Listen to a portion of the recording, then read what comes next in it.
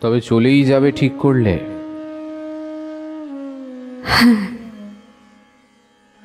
সময় নিয়ে ভেবে দেখো মেজ বউ। দেখেছি। বৌদির কাছে থাকলে হতো না কয়েকটা দিন? দিদি সামলে নেবে। তবে তুমি সামলাতে পারছো না কেন? আমার কথা ছাড়ো। আমাকে ছেড়ে, এই বাড়ি ছেড়ে থাকোনি তো কোনো দিন। থাকতে পারবে? আমার কথাটা একটু ভাববে না? দুজনকেই থাকতে হবে। আর ফিরবে না?